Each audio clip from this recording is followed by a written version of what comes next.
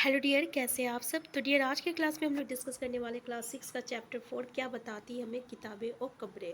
तो डियर, हम लोग क्लास 6 to 8 का जो भी एनसीईआरटी की बुक्स है ना, क्लास 6, 7, 8 की, उसके जितने भी इंपॉर्टेंट पॉइंट है उन्हीं पॉइंट के यहाँ पे डिस्कस कर रहे हैं, जो कि आपके सीटेट के लिए और टीचर लेवल किसी भी एग्जामिनेशन के लिए काफ़ी इंपॉर्टेंट है। इसके साथ साथ डियर, हम लोग ईवीएस के लिए ना क्लास 3 to क्लास 5 का ईवीएस की बुक को भी यहाँ पे एनसीईआरटी का कंप्लीट करने का टारगेट रखे हैं। तो डियर, अगर आप चैनल में नए हैं तो सबसे पहले चैनल को सब्सक्राइब कर लीजिएगा, क्योंकि इससे हमें मोटिवेशन मिलती है। और डियर, आप देखते हैं लेकिन आप चैनल को सब्सक्राइब नहीं करते, जिसके कारण जो होता है ना, हम भी डिमोटिवेट हो जाते हैं। तो प्लीज़ आप चैनल को सब्सक्राइब कर लिया कीजिए, अगर आपको थोड़ा सा भी ये वीडियो पसंद आया होगा तो चलिए स्टार्ट करते हैं। तो डियर, हम उन्हीं चीज़ को डिस्कस करेंगे जो कि इम्पॉर्टेंट है। तो चलिए, देखिए, 4 वेद होता है, याद रखिएगा। ऋग्वेद, सामवेद, यजुर्वेद तथा अर्थवेद। और सबसे पुराना वेद जो है ना, वो आपका ऋग्वेद है, ठीक है, जो कि आपका 35 साल पहले हुई है। तो याद रखिएगा, पुराना वेद कौन सा है? ऋग्वेद है, जिसका रचना जो है 35 साल पहले हुआ है। और ऋग्वेद में ना 1000 से ज़्यादा प्रार्थनाएँ हैं, ये भी पूछा जाता है। और जिन्हें सूक्त कहा गया है, क्या कहा गया है? प्रार्थनाएँ को तो सूक्त कहा गया है। याद रखिएगा, सूक्त का मतलब होता है कि अच्छी तरह से बोला गया, ठीक है। तो ये विभिन्न देवी देवताओं की स्तुति में रचे गए हैं।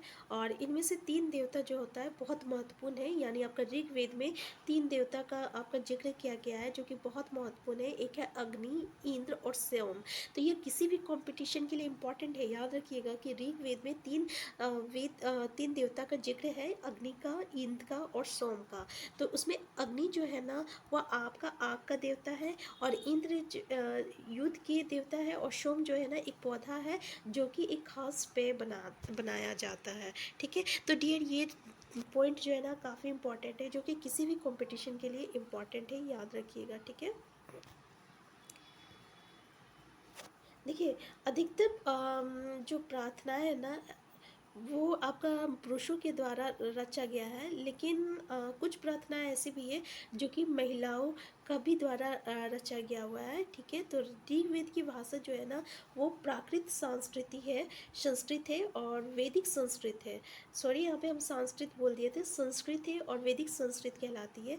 तो इसका मतलब क्या हुआ कि आपको पूछा जाता है कि ऋग्वेद की भाषा क्या है, तो आपका क्या है? प्राकृत संस्कृत है और वैदिक संस्कृत है, ठीक है। तो याद रखिएगा। देखिए, संस्कृत और अन्य भाषाएं। संस्कृत भाषा जो है भारोपीय, जिसको भारत यूरोपीय कहते हैं, भाषा परिवार का हिस्सा है। और भारत की कई भाषाएं जैसे कि असमिया, गुजराती, हिंदी, कश्मीरी, सिंधी, एशियाई भाषा और फारसी तथा यूरोप की बहुत सारी भाषाएं, जैसे अंग्रेजी, फ्रांसीसी, यूनानी, इतालवी, स्पेनिश आदि इसी परिवार से जुड़ी हुई है। तो याद रखिएगा, उन्हें एक भाषा परिवार इसलिए कहा जाता है क्योंकि आरंभ में उनमें कई शब्द एक जैसे थे। उदाहरण के लिए, मातृ संस्कृत और माँ हिंदी और मदर अंग्रेजी शब्द को देखो, ठीक है। तो इसलिए ये जो है आपका भारतीय यूरोपीय भाषा है। तो संस्कृत जो है ना, एक तरह का भारतीय यूरोपीय भाषा परिवार का हिस्सा है, ठीक है। तो नेक्स्ट पॉइंट है,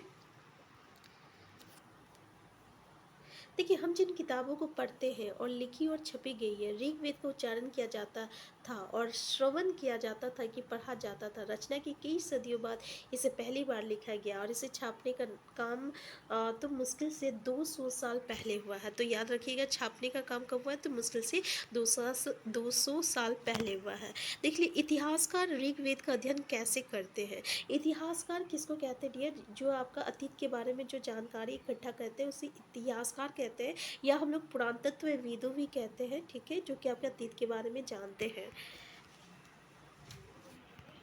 नेक्स्ट पॉइंट है, देखिए, ये जो पेज है ना, ये आपका ऋग्वेद का पांडुलिपि है। और ये जो पांडुलिपि है ना, ये भुज वृक्ष की छाल पे से बनाया जाता है।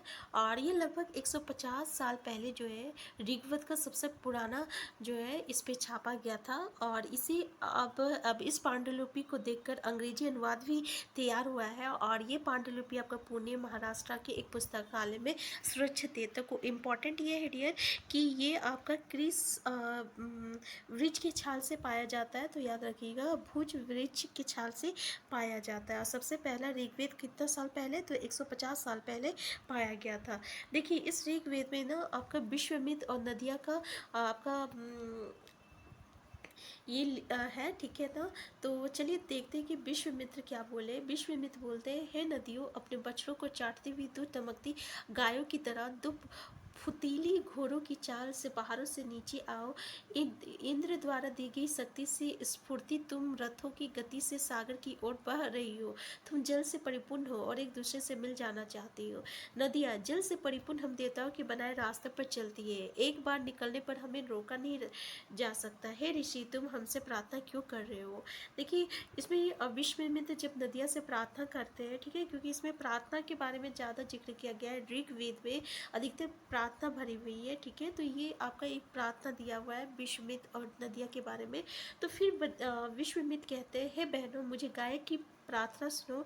मैं रथों और गाड़ियाँ सहित बहुत दूर से आया हूँ। कृपया करके अपने जल को हमारे रथों और गाड़ियों की धुरियों के ऊपर न उठाओ, ताकि हम आसानी से उस पार जा सके। नेक्स्ट है, नदिया बोलती है कि हम तुम्हारी प्रार्थना सुनेंगे, जिससे तुम सब सुरक्षित उस पार जा सको। तो देखिए किस तरीके से यहाँ पे प्रार्थना की गई है, ऋग्वेद में ये दिया हुआ है, ठीक है। तो डियर यहाँ पे ना ऋग्वेद में आपको कुछ नदी का जिक्र किया गया है, जिसमें सरस्वती और सिंधु का जिक्र किया गया है और इसकी सहायक नदियाँ का, ठीक है।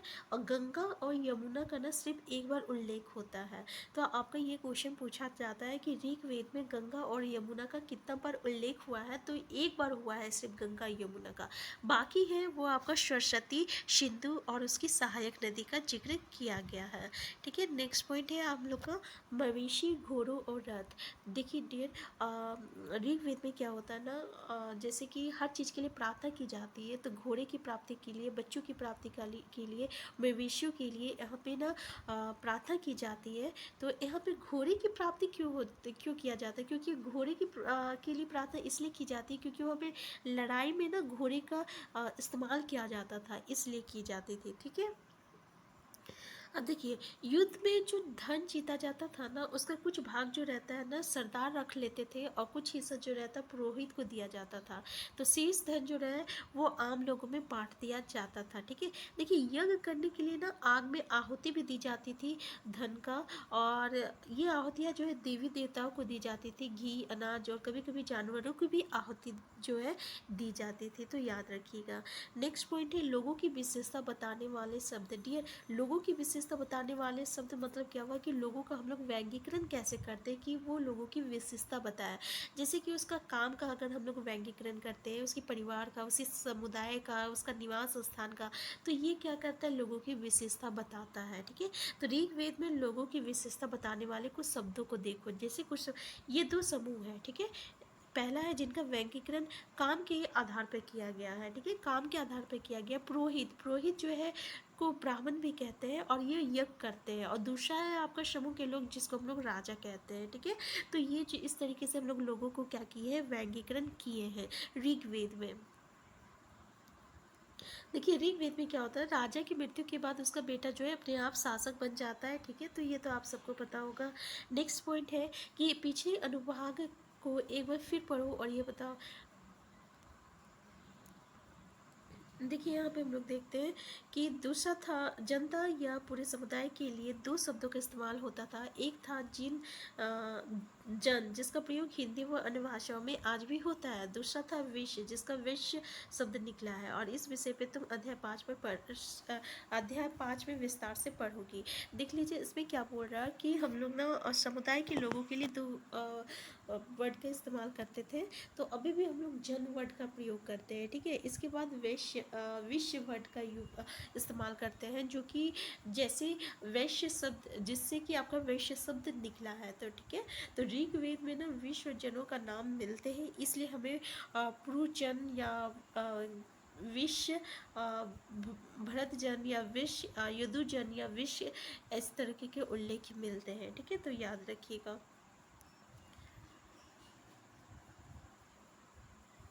देखिए तुम्हें इनमें से कौन नाम जाना पहचाना लगता है, ठीक है। इसमें क्या इम्पोर्टेंट है, हम लोग जो इम्पोर्टेंट है उसी को देखते हैं, ठीक है। देखिए उसमें गुलाम शब्द का प्रयोग होता था, और जो दासी रहती थी ना उसको, उसके लिए दासी का प्रयोग होता था। मतलब कि जो औरतें होती थी वो गुलाम, उसको हम लोग दासी कहते थे, ठीक है। तो यहाँ पे डियर देखते हैं दास या दास्यु कहते हैं, ठीक है। तो जिन लोगों ने इन प्रार्थनाओं की रचना की वो कभी कभी खुद को आर्य कहते थे तथा अपने विरोधियों को दास या दास्यु कहते थे। देखिए क्या बोल रहा कि ऋग्वेद में ना जो प्रार्थनाओं की रचना की वो अपने आप को आर्य कहते थे, ठीक है।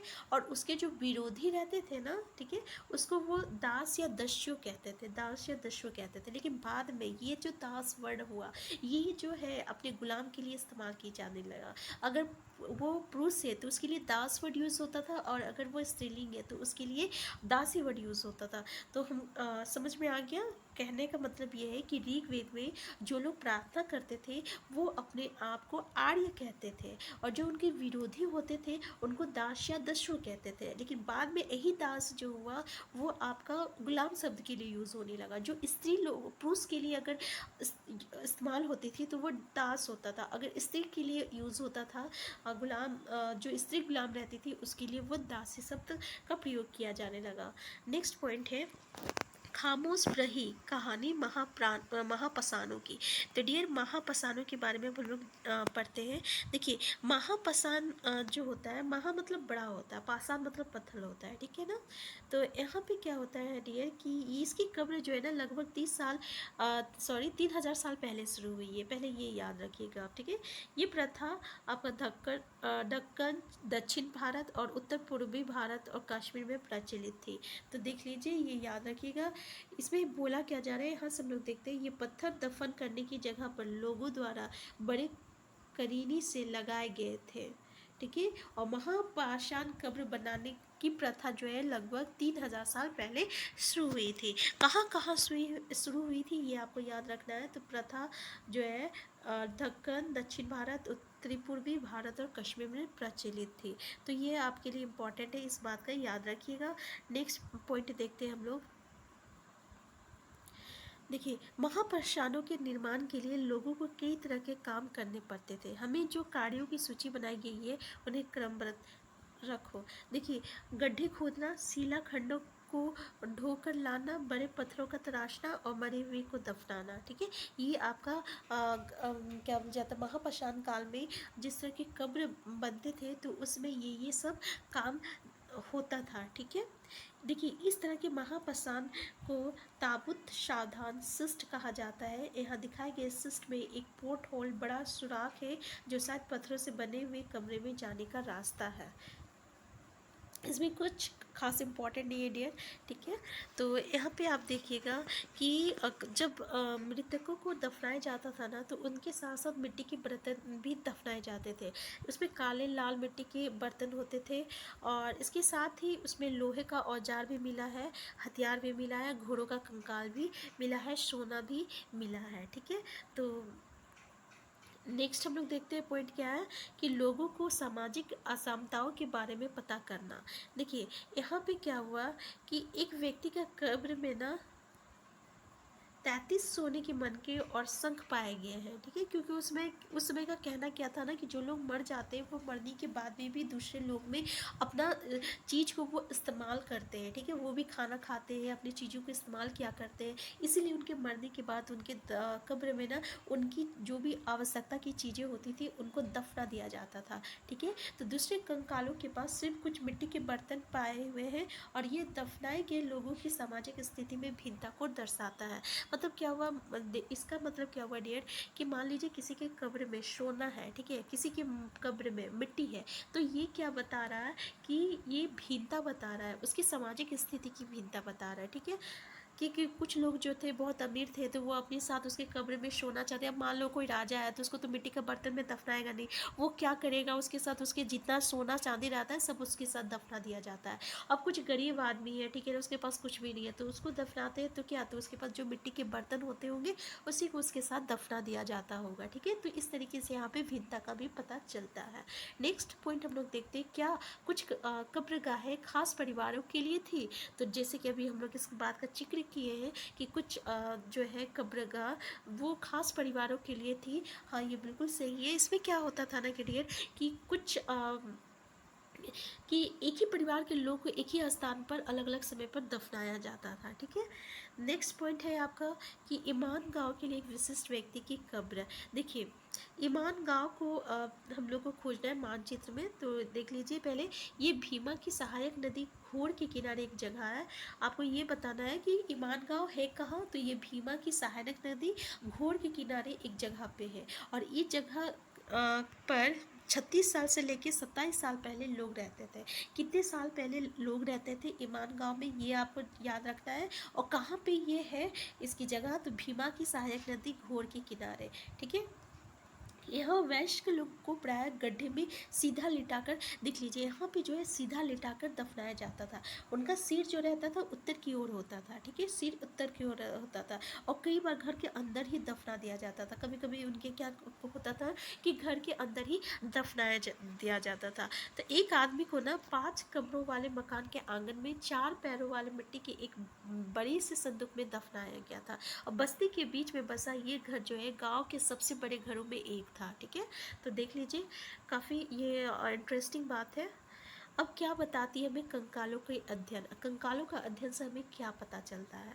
देखिए, कभी कभी लोग जो है कंकाल के साथ मिले सामानों के आधार पर इसका अंदाज़ा लगाते हैं। उदाहरण के लिए, यदि कंकाल के साथ गहने मिलते हैं तो कई बार उससे महिला का कंकाल मान लिया जाता है। लेकिन देखिए, अगर गहना मिलता है तो लगता है कि ये महिला का कंकाल है।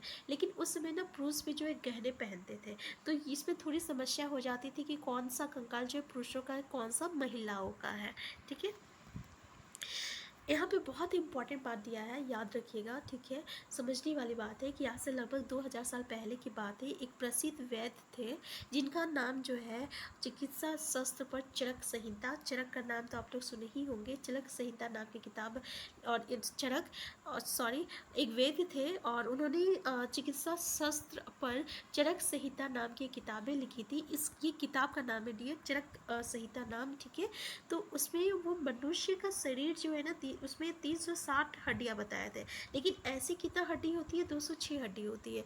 तो हो सकता है कि वो अपनी गिनती में दांत और अस्थियों, जोड़ या कार्टिलेज को भी जोड़कर वो गिने हैं 360। तो ये कब का है, 2000 साल पहले की बात है। एक प्रसिद्ध वेद थे जिसका चिकित्सा शास्त्र का नाम था आपका चरक संहिता नाम था। आपको ये याद रखना होगा।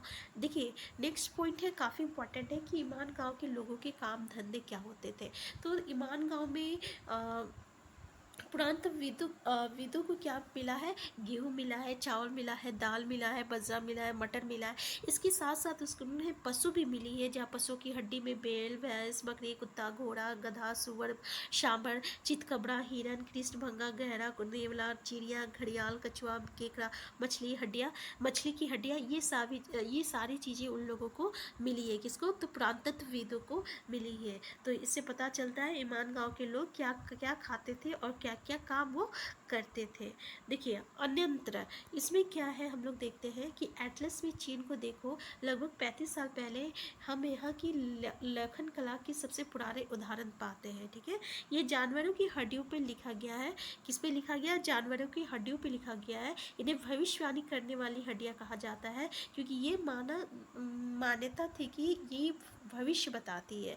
राजा लोग लिपिकारों से इन हड्डियों पर सवाल लिखवाते थे, क्या ये युद्ध जीतेंगे, क्या ये फसलें अच्छी होगी, क्या उन्हें पुत्र होंगे। फिर इन हड्डियों को आग में डाल दिया जाता था, जहाँ इनमें गर्मी से चटक कर दरारें पड़ जाती थी। भविष्यवक्ता इन दरारों को बड़ी ध्यान से देखकर भविष्यवाणी करने की कोशिश करते थे। जैसा शायद तुम भी सोच रही होगी कि ये भविष्यवक्ता कभी कभी गलती भी करते थे। तो देख लीजिए, काफ़ी अच्छा बात है, मतलब कि काफ़ी इंटरेस्टिंग वाली बात है कि किस तरीके से वो भविष्यवाणी करते थे पहले के लोग।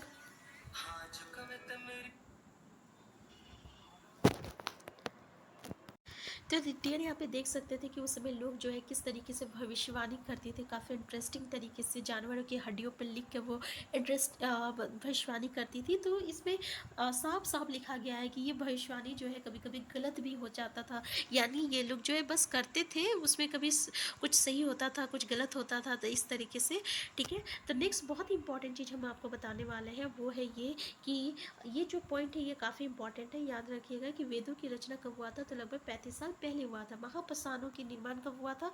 तो लगभग 3000 साल पहले हुआ था। ईमान गांव में कृषकों की निवास कितना साल पहले था? तो 36 साल से लेकर 27 साल पहले था। और चरक चरक का लगभग कितने साल पहले? तो 2000 साल पहले था। ठीक है डियर, ये चरक है क्या? तो अभी हम लोग डिस्कस किए थे ना, चरक जो था ये आपका एक प्रसिद्ध वेद थे जो कि 2000 साल पहले जिन्होंने एक चिकित्सा शास्त्र पर चरक संहिता का नाम लिखा था, शास्त्र पर चरक संहिता का नाम लिखा था। उसमें उन्होंने क्या कहा था कि मनुष्य की 360 हड्डियां होती है, जैसे ऐसे आपका विज्ञान के अनुसार कितना हड्डियां होती है? तो 206 हड्डियां होती है। तो ये याद रखिएगा, काफ़ी इंपॉर्टेंट है किसी भी कंपटीशन के लिए। तो डियर, ऐसे ही आप अगर SST की क्लास 6 to 8 की NCERT की एक एक पॉइंट को यहाँ पे चाहते कि मैं डिस्कस करूँ, तो प्लीज़ सबसे पहले तो आप चैनल को सब्सक्राइब कर लीजिएगा। वीडियो हेल्पफुल होगा तो लाइक और शेयर करना मत भूलिएगा। हम फिर मिलते हैं डियर, तब तक के लिए ना आप स्वस्थ रहिए, खुश रहिए और अपना ख्याल रखिए।